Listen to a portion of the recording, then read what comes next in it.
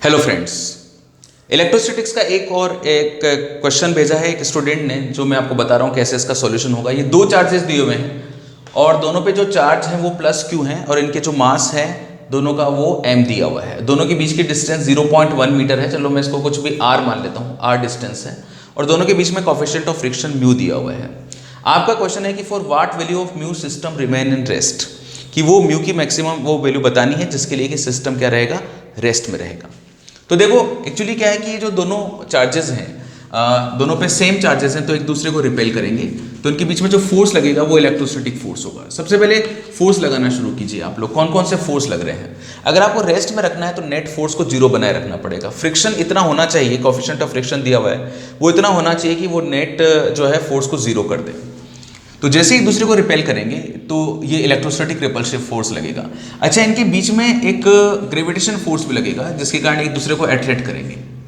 लेकिन आप लोग जानते हो कि जो ग्रेविटेशन फोर्स होता है ना वो बहुत ज़्यादा वीक होता है इलेक्ट्रोस्टैटिक फोर्स के रेस्पेक्ट में। तो हम लोग क्या करते हैं कि इसको नेग्लेक्ट ही कर देते हैं। ग्रेविटेशन फोर्स लगेगा तो सही लेकिन इसको नेग्लेक्ट कर दिया जाएगा क्योंकि इसकी वैल्यू बहुत कम होती है। और आपको पता होगा कि इस वैल्यू को जो कम करता है वो कौन सा फैक्टर होता है। दो पार्टिकल्स के बीच में ग्रेविटेशन फोर्स होता है Gm1m2/r² और जो इलेक्ट्रोस्टैटिक फोर्स होता है वो होता है Kq1q2/r²। तो यहाँ पे जो यूनिवर्सल ग्रेविटेशन कांस्टेंट है ना इसकी वैल्यू होती है 6.6 × 10⁻11 newton metre square upon kilogram square.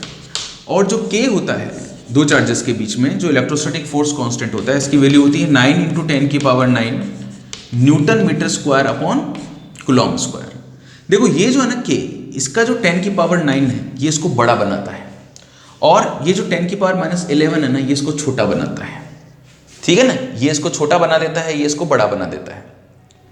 तो इतना डिफरेंस आ जाता है। केवल आप यहाँ पे पावर्स को कंपैरिजन कर लीजिए। यहाँ पे पावर्स में देखा जाए तो ये काफ़ी ज़्यादा डिफरेंस है दोनों के बीच में। तो अगर मैं दोनों का रेशियो निकालूं और बाकी सबको सेम मानता हूं मान लीजिए, तो भी ये 10⁻20 का डिफरेंस क्रिएट कर देता है। 10⁻20 ये एक बहुत बड़ा ह्यूज डिफरेंस होता है।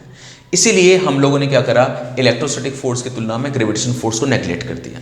तो इसको तो बिल्कुल आप कहानी से ही रफा दफा कर दीजिए। तो मान लीजिए मैंने इसको हटा ही दिया, यहाँ से मैंने इसको हटा दिया, ठीक है। तो इसके बारे में मत सोचना, मैंने आपको स्पेशली बताया है क्योंकि स्टूडेंट जनरली सोचते हैं इसके बारे में। तो ये रिपेल कर दिया इसको, अब ये दूर दूर जाना चाहेंगे। तो ये दूर जाना चाहेगा तो फ्रिक्शन क्या करेगा, इसके दूर जाने का अपोज करेगा। और ये चार्ज तब तक नहीं खिसकेगा जब तक इलेक्ट्रोस्टैटिक फोर्स इसके लिमिटिंग फ्रिक्शन से ज़्यादा ना हो जाए। तो जो लास्ट लिमिटिंग केस है वो मैं लिख रहा हूँ। तो FL = FE। तो FL जो है वो लिमिटिंग फ्रिक्शन है जो म्यू × n के बराबर होगा और बराबर FE, और FE जो है वो Kq1 × Q2/r²। ये इलेक्ट्रोस्टैटिक फोर्स लग गया ये, ठीक है।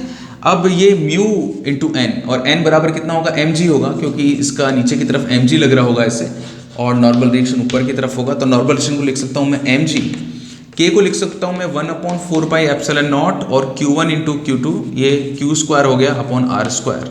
तो यहाँ से मेरे पास में म्यू आ जाएगा, म्यू की वैल्यू आ जाएगी Q² अपॉन 4πε0 r² mg। This is the answer of this question, ठीक है। तो आई थिंक ये एक ऐसा क्वेश्चन था जिसमें gravitation force, electric force, normal reaction, mg, friction force, इतने सारे फोर्सेस की हम लोगों ने बात करी और हर फोर्स के बारे में आपको पता चला कि उसको कैसे एक्ट किया गया।